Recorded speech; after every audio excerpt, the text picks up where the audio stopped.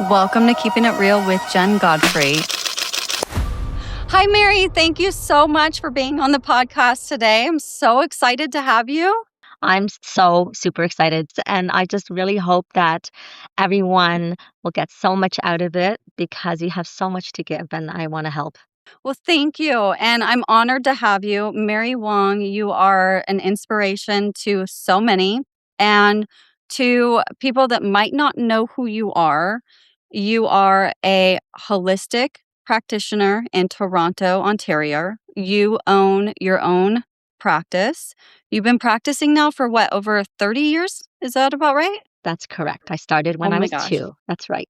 When you were 2? Okay, I get it. I like that. I can get behind that. Okay, that's good. Actually, no, you know what? No, let me just um, come clean because I think we all need to own who we are. And Okay, I'm actually a proud 58-year-old woman and I'm just getting started, girl. good, and you look amazing, I have to say. I would have never guessed 58. I mean, we can't really tell anymore, can we? I mean, and we never guess someone's age, right? Well, I think you're right. It's really hard to, especially now when people do so many things. But Yeah, this is completely au naturel, like I love it. never touched. So Well, hopefully both. never. Yeah, well, you don't need to. So, I mean, I think aging gracefully is the best thing, okay? I mean, I'm definitely an advocate for women that wanna do certain things, and that's fine, but I am more aligned with you. I always try to do more of a natural way, and I've always been like that, and really, I feel like that's what connected me to you. I mean, we've been working together now for over 10 years. It's a decade, I can't even believe it. Um, you've supported me personally and professionally through so many different walks of my life. And I'm just excited to share the platform with you to introduce who you are, really what you do, and how impactful you've been to me, not just on a personal and a professional level, but just inspirationally. Like, you just said it, you're just getting started. I mean, I feel like I'm 44 and I feel like I'm kind of having a rebirth of my own here. So I relate. I really think age can be a number, and really it's mentally. It's really how we think about things, right? It's never too late. Well, I love what you just said. So you're 44, and in Chinese medicine, we talk about the cycles of life for women. For women, it's 7 years. Every 7 years, there's different transitions. So, Okay. for example, by like 14, you go through puberty, get your period. By like 28, technically back in the day, they would call it a peak. I'd like to think otherwise. And the physical peak in like endurance in sports, right? But this is also the time when you have more pressure with your career and maybe even fertility timelines. And then you hit like 35 to 42, and your body starts asking a different kind of care. And you're transitioning from that, right? Like as we head into perimenopause, typically around 44-ish, right? Or even later, and some women earlier. Like what I would like to say is that, you know what? You're not falling apart. Your body's not failing. We're just shifting priorities, and we need to like look at life that way because I don't know about you, when I look at social media, so by the time you hit 42 to 49 and you're in that crunch, right? Mhm. The body starts feeling a little different. Our perspective may be, oh gosh, it's failing, but really I say that we're shifting priorities, and we're not just a physical body, we're that emotional, spiritual body, and we get to align differently, if that makes any sense to you. Yeah, it definitely does. And I think things are just so different right now too. Like I mean, I just talked to my own mom about things, and it's so crazy that she thought she was really late having me, and she was 35 when she had me. And then I think she was 32 when she had my brother, but she was like, "Oh my gosh, I was, like, really old, like, the old one when I had you and your brother." And I was 37 when I had the twins, and I don't know, I think that was, like, a perfect age for me, though. Like, I don't know that I would've wanted to be a mom prior to that because I was still learning so much about myself, and I do feel like now I am more financially secure. I have, experienced a lot more in life, and I kind of know what I want to do and like how to be. I'm not saying I'm a perfect mom and I have all of that figured out, but I'm just saying that I don't think that age should limit us to where we start our journey, where we finish our journey, how old we are to do certain things. And so I kind of like that linear of what you were saying about the age there with the different, was it the Chinese? Yeah, so the chronology of women's Yeah. life cycles. So there's different life Okay. cycles. But I think one of the problems in this day, though, too, is like even though you may be 44, the problem with society is like we're still trying to be like we're 30. Yeah. And I think it would be really great if there's a movement where we just all just surrender to what is. Not saying like give up. In fact, it's the opposite of that. I just told you I'm just getting started, and it's just doing things differently. So for example, maybe even 10 years ago, I would want to do 20 things at a time and expect me to do all of them like excellent. Now, closer to 60, I'm like, you know what? I need to drop a couple of these items and maybe I just focus on three top things. And those are like, I like nail those and just kind of let the other stuff fall by the wayside for the moment. Not completely. Well, maybe some of them let them go, but others it's like, maybe I'll pick that up a little later. But right now, the biggest focus is my kid who's going to be turning 14, my parents who are elderly and having some health challenges, and then my business. So it's like those three things, it's like, that's it. I'm topped up, right? Yeah. And I think that's fair. I mean, it's good to acknowledge that. I'm definitely one of those people that wants to do it all, and I'm very impulsive. And if I say I'm going to do something, I have to do it right now or I'm just not going to do it. And I've talked about this a little bit, but I just have such bad anxiety. I'm one of those people when I have something lingering over me and I know I need to get it done, I won't sleep. I'm like a go, go, go, go, go, and I will literally, like, rack myself into a corner and crash if I don't get stuff done. So, for me, it's something I thrive on, and I think there's a good and a bad on that too. Like, it's good because I don't really sit too much in my head. I'm very forward moving. I'm very like, "Okay, address it. Let's go. Let's go. What's next? What's next?" But I do think you're right, like, that I am getting to the point now where I'm going, "Okay, I'm doing this. I own these businesses. I'm doing this now. I'm a mom, and I have my crazy horse Boomerang, and that's a whole challenge on my own too." So and asking for help now. Like, I've never been one of those people, Mary, that has ever felt comfortable asking some other people for help because 'cause I'm usually that person that other people go to. And I'm just now starting to get to the point where I'm like, "Okay, I do need help." Like, where do I start with this, and, like, how do I approach that? Which for me is, like, a very big, big deal, and I don't know about you, but I think it's great that you know what your boundaries are, and I'm getting to the point now where I'm starting to set them. So, I'm catching up to you. Well, so I mean, listen, I got over a decade on you, so I was you. I totally get it. I completely understand that conversation. But now I'm able to look back and go, okay, yes, you can do it until you can't. Yeah, That's how it exactly. is, right? So, now I'm in a position, it's like, you know what? If I do all that, I am totally going to crash and burn. And my mission in life is to be able to help others. And as you know, you can't help others until you help yourself first.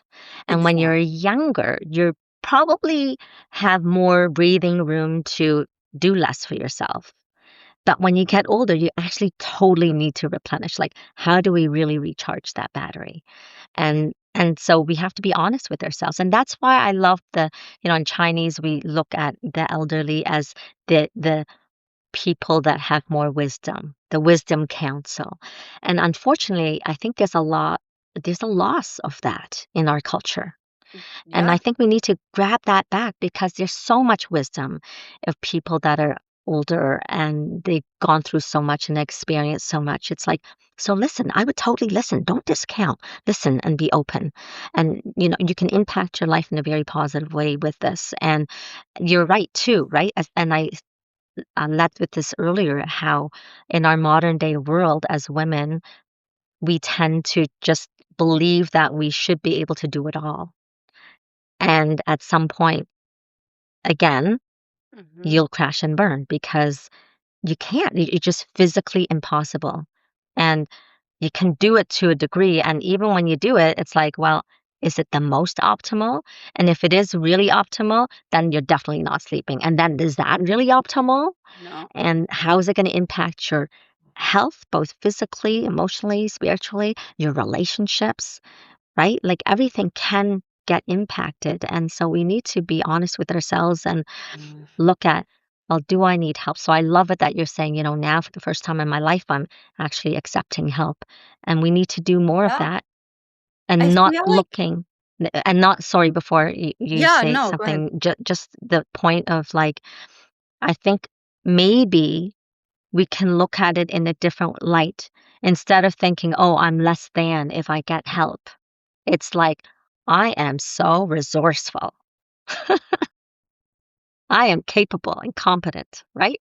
Well, and I love that about you. I mean, you are always so positive when that's one of the things I love about talking to you. Like, I'll be driving in my car going to Costco. I'm like, I got to call Mary. And I've done that several times. And you're like, what? And I'm like, I just need to ask you a question. Or, I mean, I have these resources to you, which I'm so grateful for because you have that calmness about you. And I need that. Like, I need that stillness every once in a while. I need you and Denise and other amazing women in my life that are able to channel my energy and say, Jen, like, whoa, like, and I can address that now too. And I'm lucky enough to work with you and know you on a professional level too that it's changed my life too because I get to use some of the tools that you've given me. I mean, you've written a book, you've sent me your book, which is amazing. I'll link that in here as well for you. But I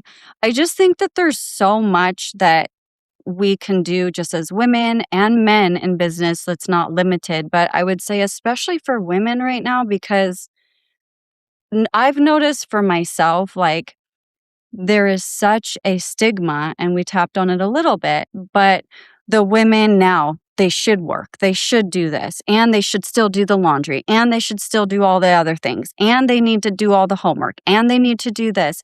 And I feel like, talk about burning out, it's like there's just it's a lot for us to try to take in all of these different roles and I'm really grateful. I have an amazing husband and he does we do share a lot, and Mm. I am very good at telling him like, "Look, I am your business partner. Like, we work together. Like, this is your time, this is my time." And he's very respectful about that. And I just don't think there's a lot of women out there that maybe have that. So I think it's good to have a platform where we can share the resources to give people that don't have that, or even single moms or women that are going through things that they can have tools and people to go to if they need Yeah. it. Yeah, and it doesn't have to be necessarily spouse. Like you just said, I'm going to Costco, I'm Mhm. gonna call Mary. It's like you can have peeps that you can, call on. And really, like whatever you're feeling, whether it's anxiety or worries or fears or just not feeling good in your body, like we tend to think there's something really wrong. And Yes. what I wanna say, it's like just consider that perhaps your body is just giving you signs to say, hey, pay attention. And they'll just knock louder and louder until you listen. Hopefully, you listen. And because it's really the body just telling you things are out of sync in the life that we're living, in how we're living it. And hey, hello over here, and I need some help. Can you cut me some slack? Yes. Well, I agree. I mean, and there's just every angle of life throws so many things at us. So, I mean, how old were you when you had your daughter?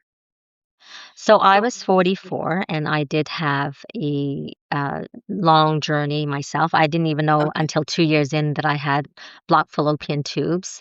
And then knowing that they actually had to take out my tubes surgically.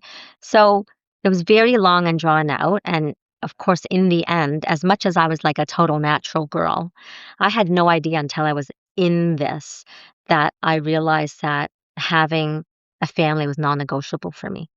And we even went through the route of adoption. And because I'm Chinese, I thought, oh, and my husband agreed. He's Belgian, French Belgian. So we thought it would be nice to have someone that kind of looked like me. And so we went through China. And by the time we got accepted, they said it was going to take 7 to 10 years for a baby, which was insane. Yeah. And from that, it's like, okay, well, then maybe let's go back to IVF. So we ended up doing all that, and in the end, we had our baby. Anyway, I don't want to go into it because maybe you'll get my book, and actually, it's the 10th year anniversary of my book where I Okay. wrote it in the middle of the night while my toddler would wake up at the time, and I would like write it for 9 months. So I was like conceiving another baby, which was my book. Yeah, well, But that's good. That's how we do it, right? Like, I yeah, mean, that's where your energy went, and it's done really well. So, yeah, and like I was just driven. I don't know how the hell I wrote it, to be honest. It's like, how did I stay up in the middle of the night every night? It's like, oh my gosh, it was tiring to have a baby. And yet I did because I think I was the purpose was so I was just so driven to help women that are feeling alone in this journey of fertility. Like, listen, even when I went to the fertility clinic, there'd be like 100 people in the waiting room, and yet you would still feel so alone because no one talked to each other. Like you kind of like keep your head down. There's like shame, and it's like, no, let's just help each other and make this journey a little lighter, even though it's hard. Right. So I've been so blessed because I don't just help people with their fertility journey, but their pregnancy, their postpartum, their now perimenopause, menopause, and of course, personally, I've lived it all. So I get to help use acupuncture if they're local. I coach them if they're long distance to help them realign with their rhythm and not force their body, but really to support it. And again, more than just a body, it's like body, mind, soul, just having that peace and that alignment. So, ancient medicine, we assume community, rest, shared caregiving. That was back then. But now modern women are doing it all alone while we expect the bodies to perform on demand. And that's just so impossible. So, you know, I love helping lead women to guide them in a way to say, hey, it's not about performing on stage by yourself. It's like, let's all walk together and go through this journey. I agree, and I think it's important to have a community, and regardless whether somebody is struggling with IVF or, maybe it's same-sex couples or whatever it may be. I mean, we all have our own stressful journeys, and some of us are lucky. I mean, some of us just get it right, and we're able to just have babies, and I've never really understood that. I mean, my experience was so opposite. Like, I didn't even know if I wanted to have kids, to be honest with you. Like, I knew I wanted to be a mom at some point, but I didn't even know if I wanted to get married. Like, Todd's the one who was like, well, if you want to have kids, we have to get married. And I'm like, well, I'm fine with a ring on my finger. I don't need the piece of paper and, I'm good. And he was the one who was like, no, you're going to be my wife. And I'm like, okay. And then we traveled, so we had a wedding, and it was mostly I mean, it was beautiful, and it was a nice ceremony, but it was really mostly for our families, I feel like, at the time, like, they were really set on us having this wedding. I would have been fine just eloping and, like, going to, like, Aruba or, like, somewhere tropical or something, and maybe having a small reception because all of my friends were so scattered. I was in San Diego, I'm from Washington, and I knew a lot of my friends weren't gonna be able to make the wedding, so and it was short, like a short notice, so anyways, we ended up I would say about a year in, our family started saying, "Are you gonna have kids? Are you gonna have kids?" And that's when I started realizing, well, maybe we should have kids. I'm 36, I'll be 37 soon, we should try. And nothing was happening for me.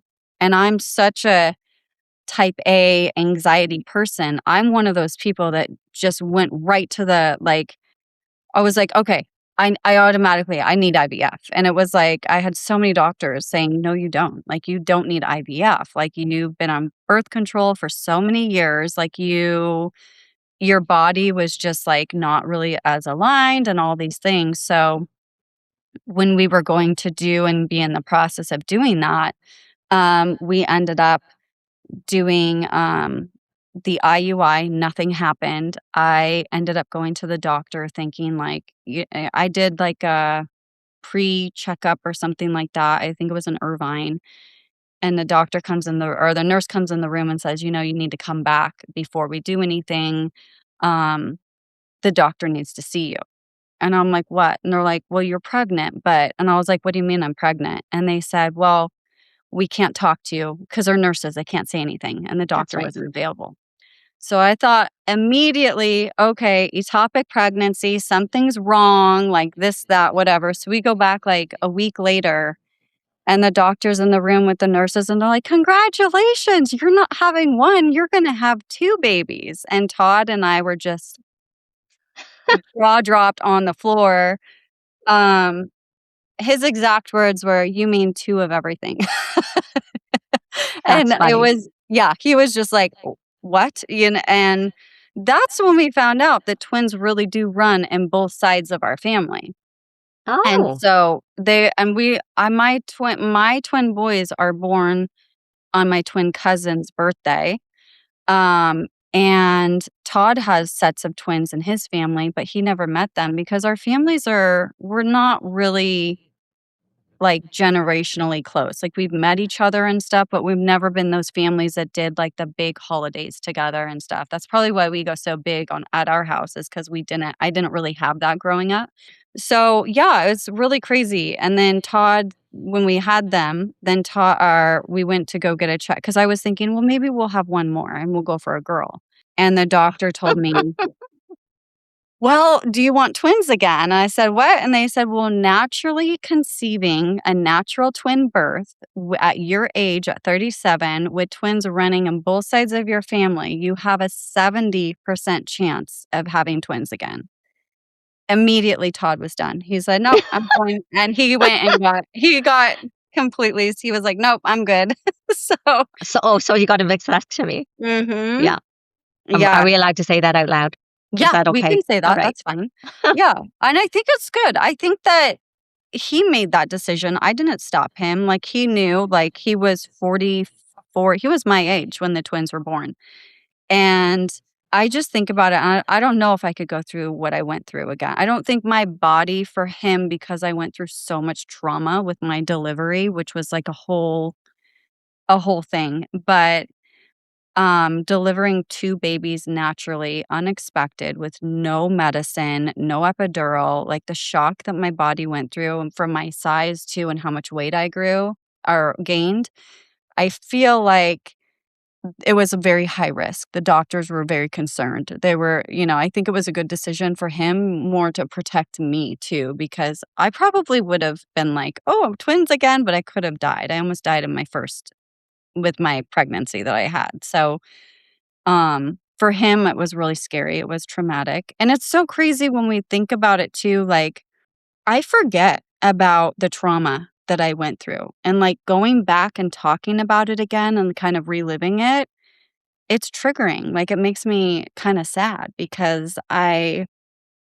never had time to really process any of it, and I think it was a good thing because I didn't have postpartum that I know of. I mean, I could have had it, I don't think I did because I was so busy Yeah, you're too trying busy to taking work, care. Yeah. recover, and I didn't get time off, like, I had 2 babies, I'm breastfeeding, I was trying I'm that person, I'm like, "No, I'm breastfeeding both of them, and I'm up till 3 a.m. pumping, like, 2 babies, half my face is paralyzed, like, I can't walk, I had preeclampsia, like, I was in so much pain, and it was pretty hard, like, I go back and I just look at pictures and I can show some, but it's, like, traumatic for me to see that because to me, I'm unrecognizable when I look at how I looked before than after, and it was not during the pregnancy. During the pregnancy, I was, like, happy, I was fine, but it was after the pregnancy that was the hardest part for me was recovering,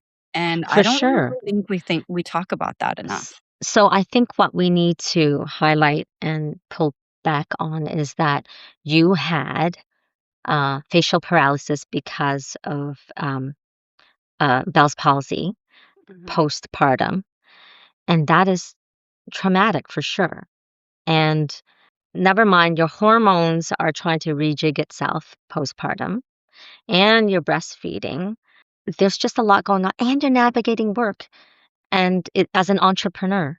mhm, So to be able to do all that, like, and you did it. So now we can talk about it so other people will know that, gosh, they are not alone in this because it's unfortunate, but baby blues or actual, diagnosed clinical depression postpartum, it's a real thing. And I think, again, women need to look outside of I am less than and just know that, oh my gosh, I have been through a lot and that here I am still trying to take care of everything.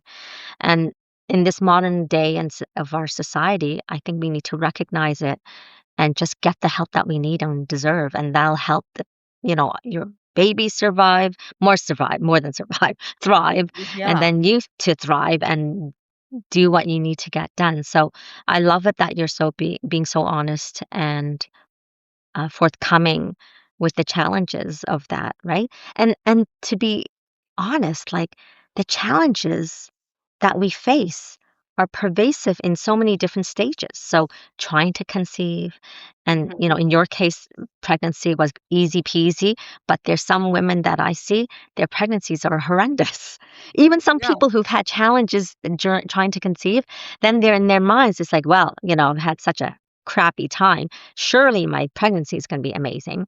And these women is like, oh my gosh, like they have the hyperemesis, which is like this crazy amounts of vomiting that they need IVs, right? Like that doesn't happen that often, but it does happen. And then there's the postpartum blues, like I say, and then just navigating life. Like there's just so much. And we need to know that our life is 100% not what you see on the social media highlight reels. no, it's not. I mean, I look back at pictures, like, if you scroll on my Instagram, at Real Jen Godfrey, you'll see, like, postpart I mean, like, I gained 97 pounds, and that was when I was admitted, and I didn't end up getting induced until 2 days after I was in the hospital, but they did my doctor was tricky. She sneak attacked me, and they forced me to go in there. I was, like, very hell-bent on keeping my babies in my stomach until 36 weeks. I was like, "I am not going in," 'cause, when you have twins, you have to go into the hospital for monitoring every other day. And so we were going into Scripps La Jolla. I mean, it was just a really it was just like, okay, I'm getting these both monitors. I'm getting checked every other day from 34 weeks, and everything was fine except until I think the last week they started saying, okay, you're starting to. I was getting Braxton Hicks, but nothing was happening. We had a hot tub, so I heated the hot tub up every day to, like, 95, 96 degrees, and I just sat in the hot tub. I wasn't able to really go upstairs because I was just so big, my feet were so swollen, I could barely walk, so I just floated in the hot tub, and that's where I was the most comfortable, thankfully, we had that, and I had a hair appointment, and I remember this specifically because my doctor was calling me. It was Memorial Day weekend, and she was like, "You need to come in for one more last monitoring before the holiday weekend." And I was like, "Well, I don't wanna come in. I already was there yesterday. I'm not coming in again." And she goes, "Well, I'll make you a deal. Go get your hair done. We'll just come in, do a quick monitoring." She's like, "And then you can go home and relax and enjoy your Labor Day weekend, and then by the time the weekend's over, you can come in and we'll monitor you in the hospital," because she knew I wanted to keep the babies until 36 weeks. So I was like, "Okay, fine. I'll just go get a root touch-up really quick, the vanity side of me. It was like the one thing I was looking forward to doing because I couldn't like do anything else. So I went, I got my root touch up, and I remember Todd's like, "All right, we're going to the hospital. We're doing a monitor." Second we walked into the ER room, they locked the door and they were like, they told Todd, they go, "Did you get," or, and he's like, "Did you get her bags?" And he goes, "They've been in the car for like a month." And she's like, "Okay, good. Go get them. Jen, you can't leave." Okay, that's funny. That's Yeah. okay. You had your nesting behavior, and then you also had great hair. So it was Yeah, I awesome. did, I did. So I'm in the room, they have this room, I was in a big room, and maybe you can shed some light on this about the Bell's palsy, because I have there's a myth, and it's Chinese ancient Chinese medicine, so a myth from, the Chinese medicine, I believe. But so when I was in the room, they were doing construction in the hospital, and it had been rainy and misty because we're in La Jolla and right on the coast. So it's always very like May gray, June gloom, very like misty and foggy and just kind of, I can't think of the word off the top of my head, but it's anyways, it's just mildewy kind of that vibe, on the ocean. And so they were doing construction and it had just been a very heavy rain. So the room, like 2 rooms down from me, was tarped off. And I just remember there was like rain, you could hear it coming Wow. down. And when they were wheeling me into the OR room when I was going to deliver the babies, I just remember smelling the moisture. And somebody had told me, like an ancient Chinese herbalist, I can't remember. Maybe it was someone else that had Bell's palsy that I met in, like, a Bell's palsy recovery group or something, but she had said that it is more likely to get Bell's palsy when it's rainy and it's mildewy than, and if you walk into it, there's something about it, and I was like, "Really?" And she was like, "Yeah, and just be careful because now that you got it, it can come back." And so if you're in certain, like, temperatures, have you heard anything about that? So in Chinese medicine, we'll say that, the cold devil, in this case, the cold damp, Mhm. is like the devil that can penetrate through the skin and through the channels, the energy channels. And instead of filling it with essence and blood and energy, it's now filled with this cold damp that can invade and impede. So, yes, it is part of the old way of thinking. But, Okay. there's modern science meets ancient wisdom. So even when we go out, we'll traditionally Chinese people say, okay, make sure you cover your neck and your head, and so we don't get the cold devil at your back, right? Okay, And wow. so Okay. so that wind, the cold, the damp can literally go seep into the vessels. And that kind of wind can cause, so when it comes to Bell's palsy, we actually call it wind. So it's Okay. dysregulated, and that's what happened. So that's interesting that you had that. You actually had that wind, cold, damp invasion. Like, the OR room where I was delivering, and the kids were an hour and a half apart, like, and it was all natural. It was a lot of stress on my body, but Jonah was in my rib cage, and it was, like, tons of doctors and nurses. I don't even remember. I was in so much shock, but I just remember I was crying. I was like, I just Micah was Oh. easy. He came out, and then Jonah, I was trying, and about an hour and 20 minutes in, I just remember hearing the machine, the drop, and they're like, "Get the surgeons in here now." Like, they were very close to just, because I don't think I would have made it much longer because I was just, I mean, I was in labor for, like, 5 days and stuff, but it was, yeah, it was pretty traumatic, but, like, you forget, like, I forget about it until I think about it, and then I'm like, Yeah. "Oh, wait, but then this happened. Oh, wait, I guess that did happen." And I recently just watched the recording of my birth, Wow. and that brought me to tears because Jonah was, you see a baby come out and they're, like, black and blue, but they start breathing immediately and you see the color kinda come back to him or whatever. Jonah was blue for probably 2.5 days from all the bruising from the doctors and the nurses and being stuck, and it was really scary. I just remember holding him, and I was so scared. I was so grateful that he was okay and that they were both healthy. I mean, it was so crazy. They were fine. They were in the room with me, and I'm the one who was getting code redded in the hospital and taking emergency ICU. And that I think was really scary too, and I think Todd probably had some trauma from that because he's a new dad, and then his wife he has the babies in the room with him, and then his wife is they thought I had a stroke, and then I had an anxiety attack and a panic attack because I started breaking out. So it was crazy. Yeah. So I just yeah, and I that's the biggest fear, Mary, that I have, and I still have it to this day, is that I am going to wake up and half my face is gonna be paralyzed again. And I don't think anybody knows what that's really like unless you've actually had Bell's palsy, and my case was so bad that they said I would never get full motion in my face again. It's And yet you had, I mean, and look at this incredible healing. And I'm You going to can still acknowledge see, both. like, half my I mean, you can still tell my face is I mean, to where it's at now, it's fine, like, I'm not vain I mean, it's not symmetric, it's fine, but yeah, it's definitely scary when you go and you wake up and you look in the mirror and half your foot Yeah, yeah, yeah. it's you can't move it. No, and I can't imagine that for you. And yet simultaneously, I just, again, being the positive lady that I am, You are I so just want to positive. celebrate the amount of help, like your natural ability to heal, as well as I know you did acupuncture for it and you had Western medical attention. So all of that. So that's why to me, when people like are one way or another, I'm like, you know what? There are times and place for no matter what kind of medicine.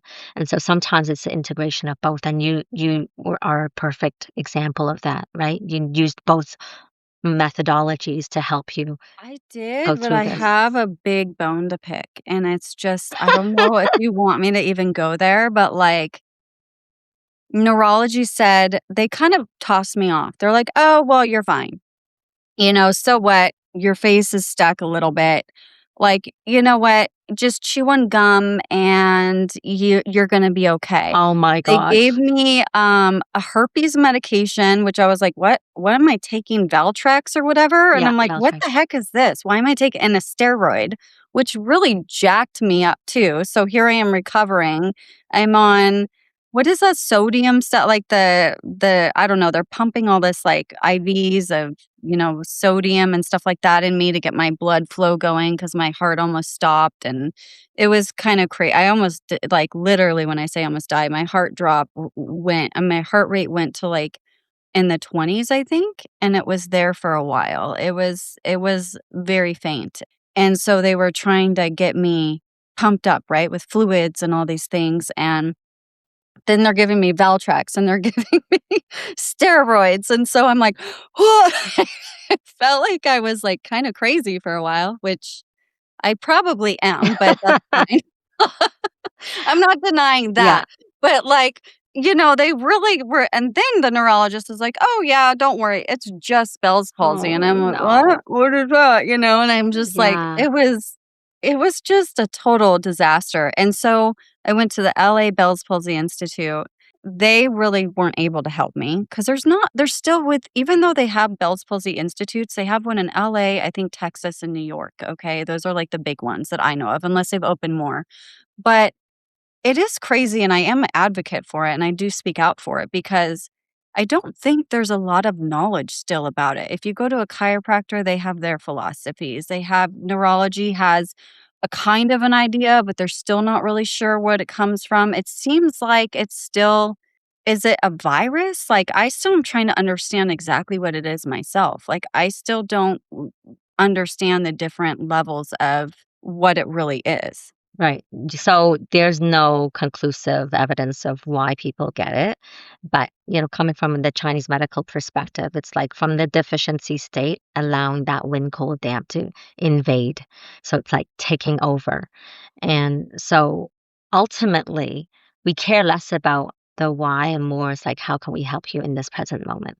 So I do know, and I've witnessed many people who have gone through Bell's palsy, and acupuncture is it is a miracle. And so sometimes, but with not Valtrex, but something else to help decrease the inflammation and to help the patterning of the nerves to get sensation back, right? So I'm so glad to hear that you're pretty well. I can't tell at this point at Oh, all, thank you. right? I mean, if you're I s nitpicking and look at yourself, I'm sure you can see it, but nobody Yeah. else can, right? Well, you're the one who told me too, Mary. You're the one who said, "Go get those cups," right? Because you were big on the cup, and you sent me those patches too. Remember the patches? They were like the pain patches or something that you had sent me? You And sent then, me yeah, You sent me the patches, I used those, and then I went and I bought the cups, and then I'm talking to Mark about it, but, with everybody else's support in this, like, I don't feel like when I say I have a bone to pick, okay, I my I totally get it. I totally get yeah, it. I just feel like I'm in the right space, for this exact thing, and I understand that there's so many different reasons that people get things, right? For me, I'm always going to take a more natural approach. Like, that's just how I've always been.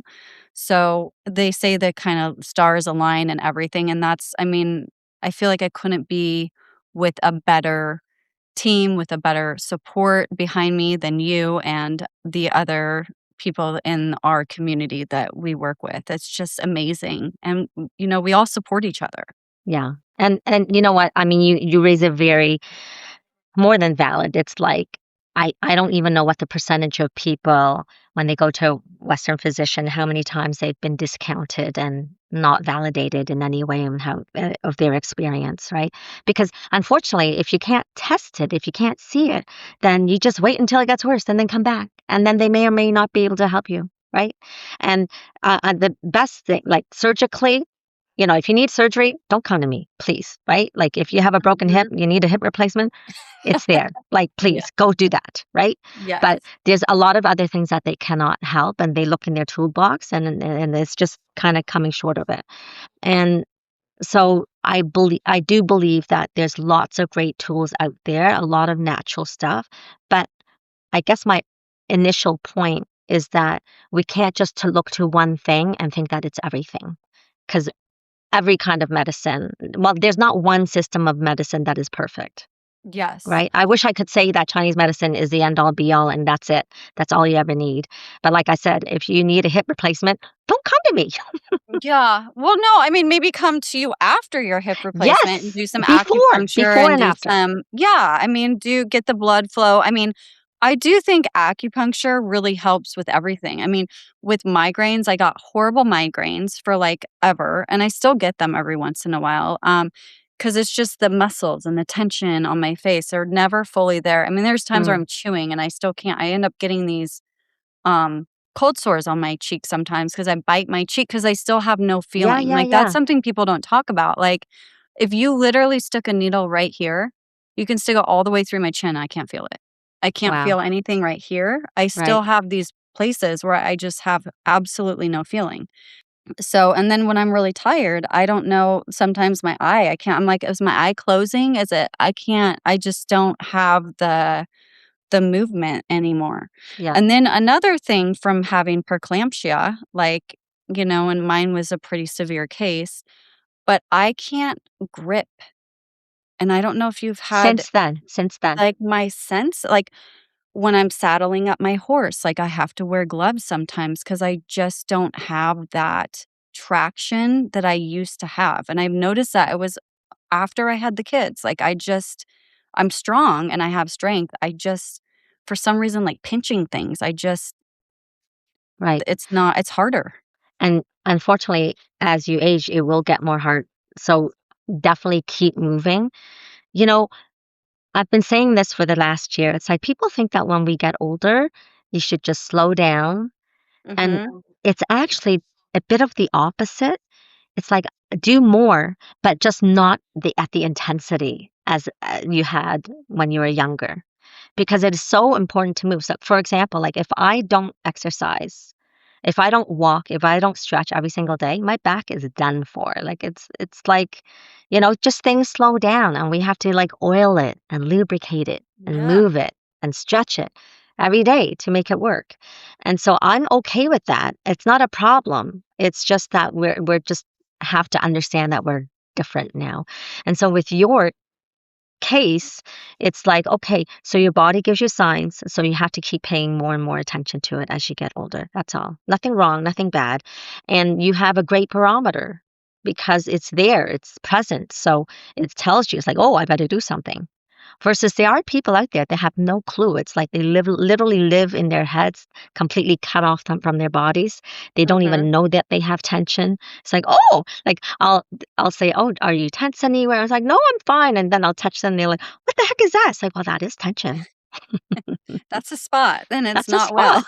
Yeah.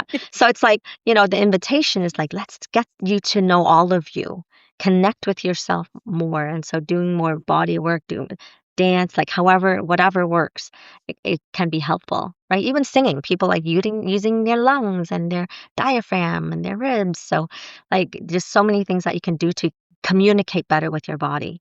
And I think that's essential as well. I'm kind of going off, but like, I would No, basically, I agree, and I wanted to ask you because this is something that I really haven't touched with, and I think you're the perfect person to talk to about it if we have still have time left, but one of the biggest things that I've noticed, like, in women just in general, like, kids or not, more so that have had children, we don't really think about it until we hit about our mid-40s, but arthritis. Like, how is pregnancy like, I get that you have, like, the rheumatoid arthritis and things like that that are more genetic, but are you at a higher likeliness of getting, like, arthritis earlier or, like, if you're not moving more and you've had childbirth? Because I do meet a lot of moms, and they are always complaining about their backs. And I always say, so many people go to the chiropractor, and don't get me wrong, I love the chiropractor, but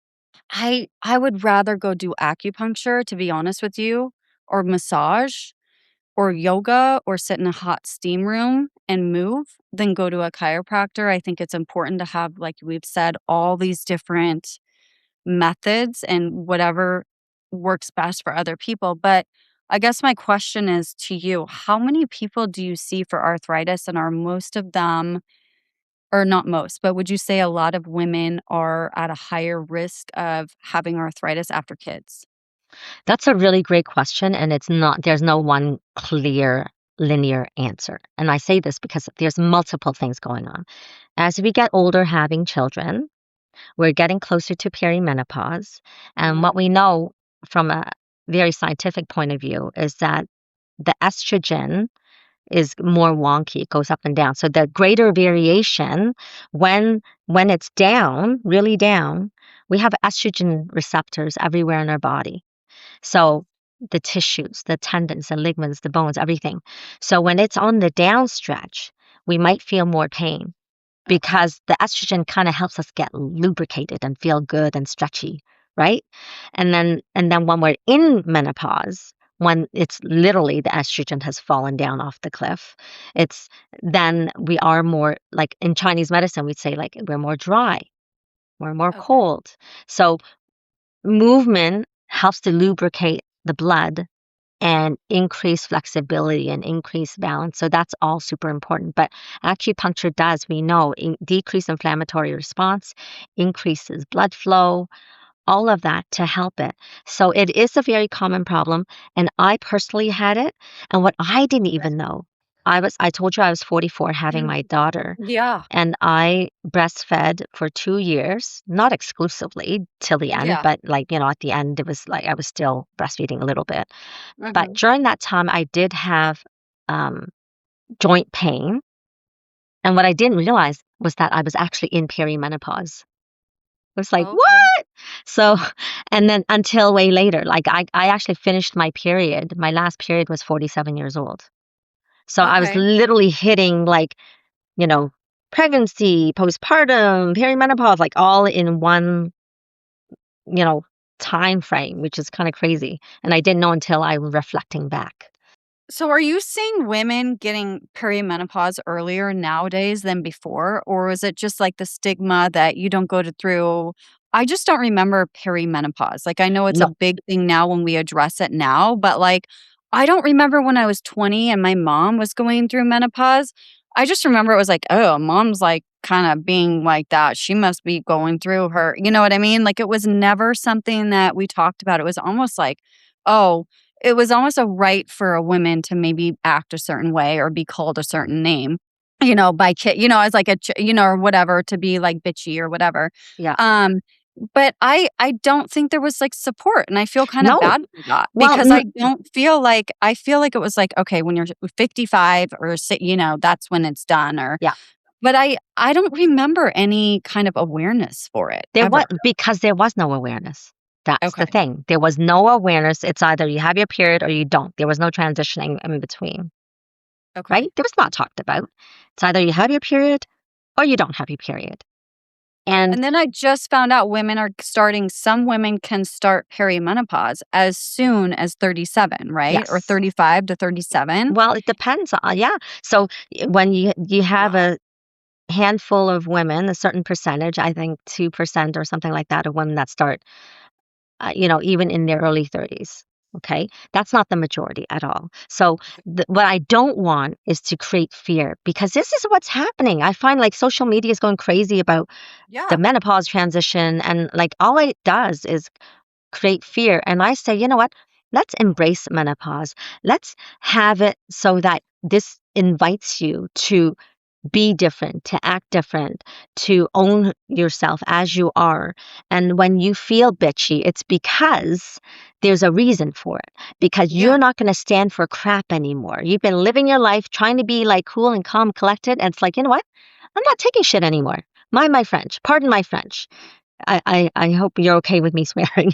I don't No, swear normally, you're but fine. Are these you are things. kidding me? I'm like, "No, you're good. We're keeping it real." I mean, Yeah. no, that's good, and I think it's true. Like, I think that's the biggest reason for doing this is to make sure that there is these stigmas and these perfect lives and all of this stuff. And then you see like an ad on TV, oh, perimenopause. And it's a picture of like some celebrity and they look beautiful, but they've had a ton of work done. And it's not real. I mean, Yeah. none of it.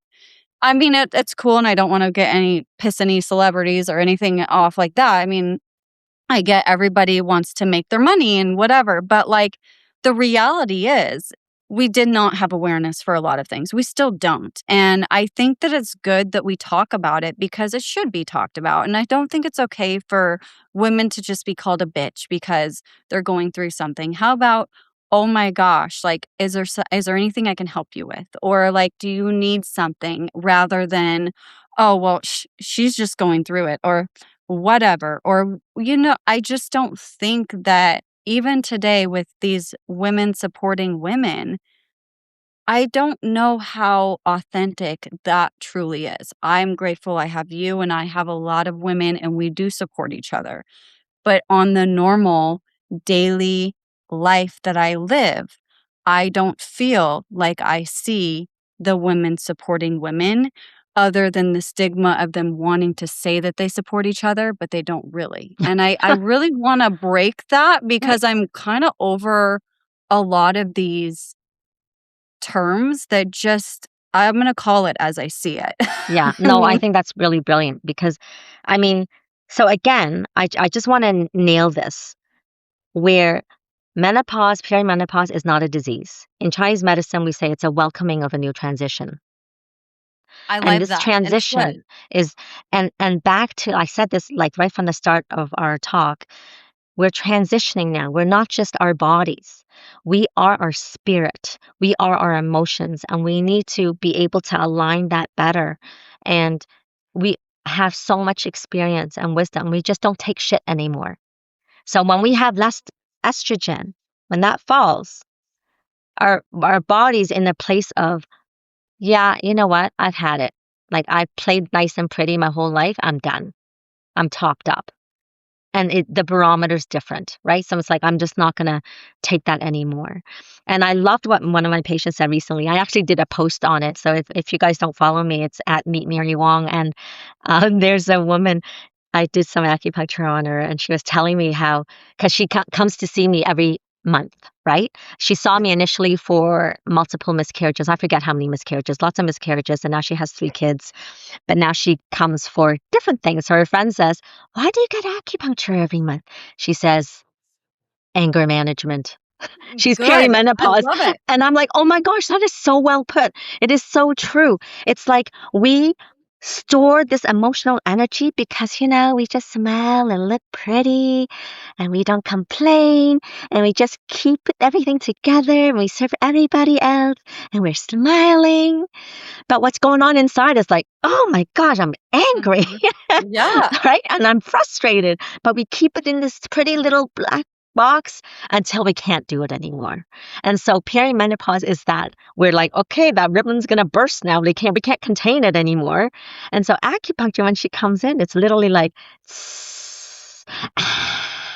getting things to open up. Yeah. And because these emotions that are constrained within our cells, our 38 trillion cells in our body, it's there and it's contained. So yes, I think therapy is great, but it can still stay in the body.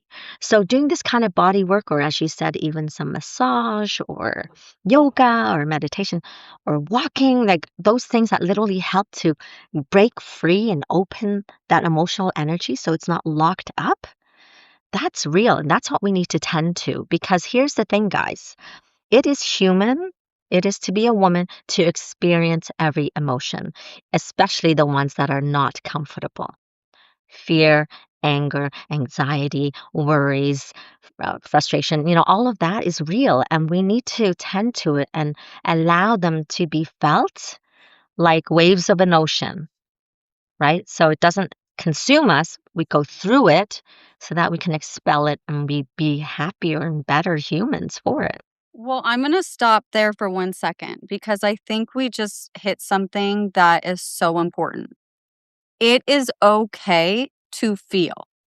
And I think that is something so many of us have thought, oh, we're not supposed to feel this way. We're not supposed to do that. We're supposed to act a certain way. We're supposed to. I'm going to say right now, this podcast, if you're listening and you're saying, oh, well, this isn't, move on. Like, no, we are going to feel, we're going to cry, we're going to be happy, we're going to get pissed off here. And at the end of the day, I hope everyone can support each other because that's real. And I think emotions should not be suppressed. And I think we need to be able to have a place where we can express them. And I'm definitely more someone that's not going, like we've talked about, Mary, that's not going to take any kinds of medications. And I think it's fine if people need them. I'm not against them. But I think that as a society, we have gotten so used to, oh, well, I feel anxious right now. Like I need to go see a psychiatrist. And it's not really getting to the solution of like, why are you feeling anxious? Like expressing that and going processing it, right? We're not good at processing our emotions. So I think that for me, one of the biggest things that I've learned working with you and so many other people in our community is learning how to take a breath, realize why we're having these emotions, and how to channel them in a proper way so that we don't go to these other places that we probably don't need to go to. Not to say if we do, it's a bad thing because we all need extra support at times and that's fine too. But I mean, I went through my whole pregnancy, after pregnancy, postpartum, everything, and I will say I did not take one medication. Wow.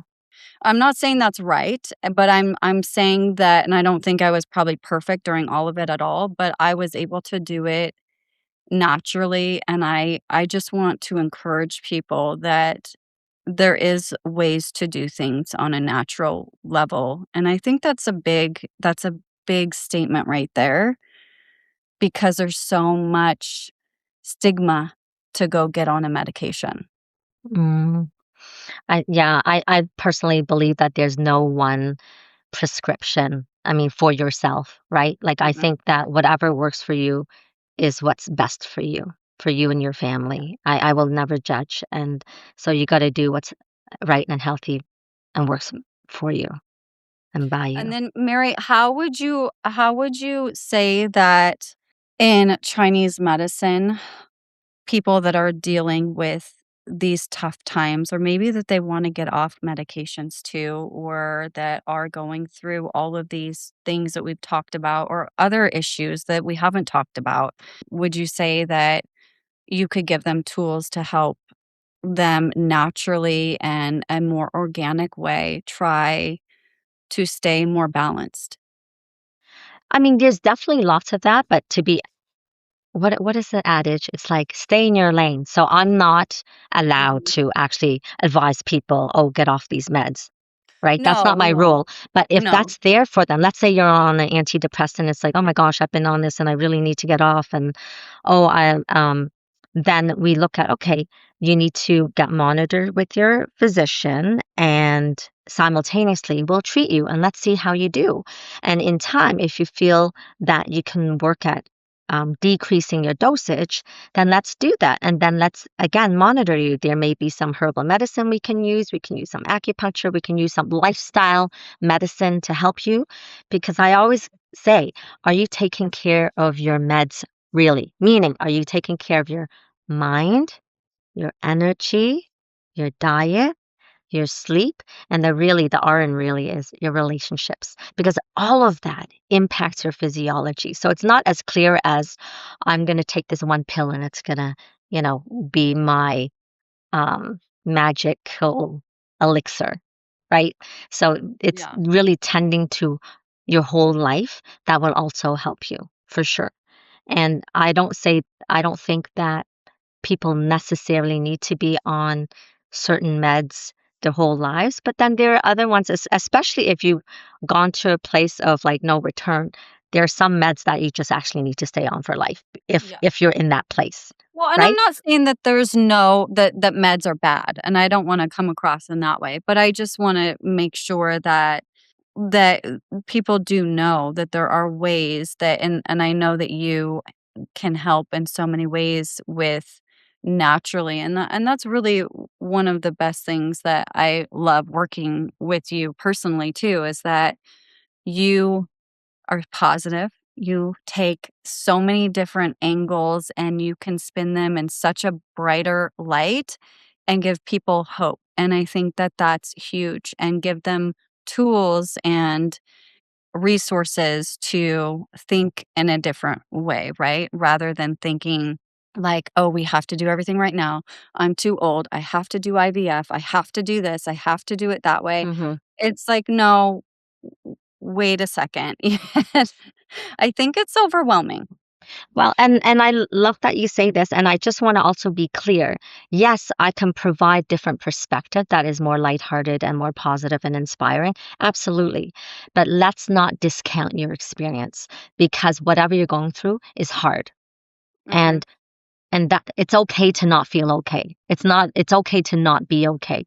It's okay to reach out for help, right? Like here's what my mother even said. My brother passed away recently and she said, my friend said to me, "Oh, you're strong, you don't need help." And I was very sad because what women need to understand is that there's so many strong women out there and it's difficult for them to ask for help. So you should be there for them and say, "Hey, I know you're a strong woman, but I'm here to help you." Yeah. Right? So Well, I'm one of them, and I'm sorry about your brother and for his loss. I reached out to you immediately, and I was sorry to hear that. And I do, I get that a lot too. Well, I didn't help you because, you have 3 brothers and your brothers are weaker, or they needed my help, or, you've always been the strong one. You've always been the one, like, we've never had to worry about you. And it's like, well, you should have worried about me. I wish you would have, like, because I didn't have an option to ask for help because no one gave it to me. Like, I had yes, to figure it out, and I yes, I didn't do it perfectly, and yeah, I probably royally screwed up, but I didn't have anyone to sit there and hold my hand and show me how to do things. Like, I had to learn for myself at a very young age with, the tools I had growing up, from, divorced parents and stuff, and I love them and everything's great, so I won't get into all that, but, I really, like, had to learn how to take care of myself quick, and I realized very quick at a young age that there was nobody there to really bail me out if I needed it, like from any situation. So I do agree with you. And I that's one of my problems too, Mary, is like I've never really been able to ask for help because I've always been turned away when I was younger and I did try to ask for help. So became I internalized it and I thought and I've had this very fight or flight mode like kind of attitude growing up where it's like I've got it. I'm just gonna do it all on my own, and I think that's huge, like, saying that it's okay. Like, you do need to ask for help, and for people to say that, it is very disrespectful because we all need help. I don't care if you're strong or not, like, we Exactly. all deserve it, Yeah. like And it and doesn't even mean anything. It's like getting help does not make you not strong. The opposite no. of that. So it's like, this is when you're talking about women helping women, this is what we're talking about. Like, we Yeah. all deserve care, no matter if you think you're strong, if you think you're weak, like whatever, we all need help and we Mhm. deserve it so that we can all thrive and we can help other people and so we can pick up ourselves and keep things going because we're holding on so much. Like, we take on so much as women. And Mary, I will say, like, just kinda closing it out here, like, you are this right here is a powerful thing for me. There's a lot of people say, "Oh, I wanna help you," but they might not show up because they wanna be nice, but they aren't really actually in the motion, right? Because a lot of people, I'm just gonna say it, can be surface or fake or whatever, but you and my community, we show up.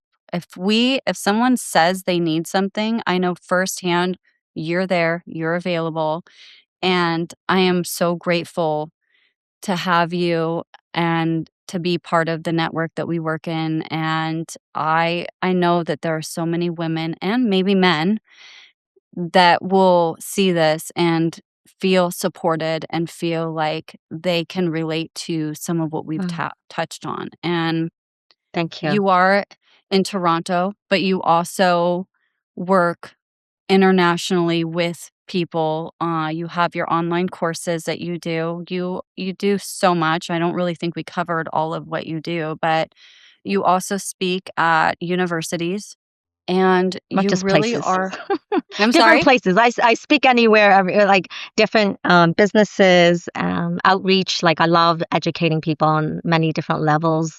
But I guess, thank you for all this. And I think really what it boils down to, like, yes, we're all aging, but aging is not Mhm. a problem to solve. It's a cycle to support. And I'm grateful that and honored to be there for others.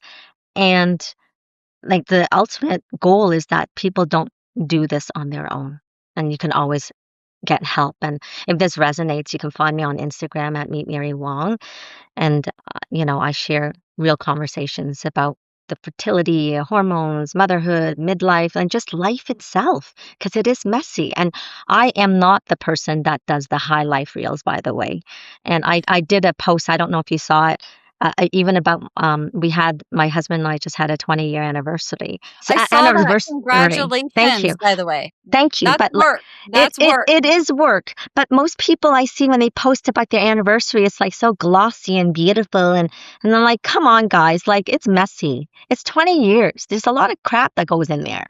So I just didn't want to just like gloss it over and actually acknowledge the hardship that it is, and that what we're building towards is something better. And I don't expect like forever, but I do want to create a good present moment every day.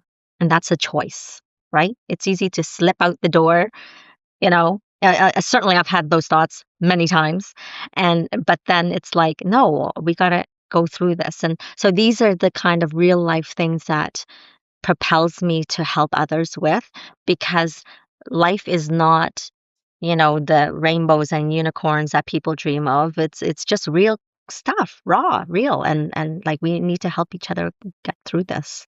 Well, I definitely agree with you, and I do think and I was told this, and it's a lot easier to run away, right? It's a lot easier to shut down, and that flight or fight mode that I was talking about before, it was a lot easier in my younger years to just run away from things. If things got hard, I would just take off. Or, if I couldn't address something or didn't know how to do something, I would just take off and just kind of start over. And now in my later years, I've gotten to the point where it's like, no, I want to do the work. Like, Mm. I want to sit down, and it is hard. It's a lot. It's some days you just want to say F Of it. Like, course, of course. Yeah, screw yeah, this. I'm yeah, out of here. And then but you work through it. And I think that's where those messy moments are what make those great moments, because then you can look back and you learn something from it, you grow from it, and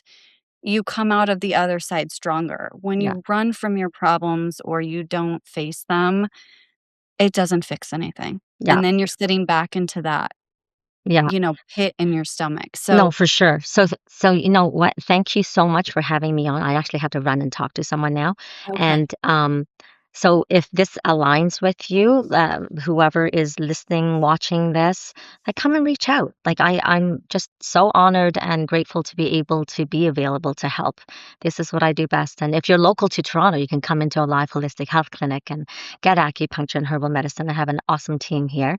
And then if you're remote, like I would be happy to start conversation with regards to coaching in your life, in your wellness, in your entrepreneurship, like how it all flows together and it can be Yes. messy. Anyway, thank you so Okay, much for Mary. having me, Jen. Well, you're welcome. And thank you so much. Tell the family I say hello and happy anniversary and condolences again Oh, to the family thank as well. you. Thank you. Um, and I'm here if you need me, and I will definitely be in touch with you soon, okay? Thank you Absolutely. so much And for we'll being have on to here. talk again. Yeah, We'll have to do and it again. I'm gonna link all of your information in here too, so Okay. everyone knows how to get a hold of you. Thank you so much, Jen. All Have a right, great love day. you. Mwah. Thank you. Okay. Okay, Bye. bye. This episode is brought to you by Real Reach Digital, where SEO meets AI to grow your business. Thank you so much for listening and spending time with me. As always, keep it real and see you next week.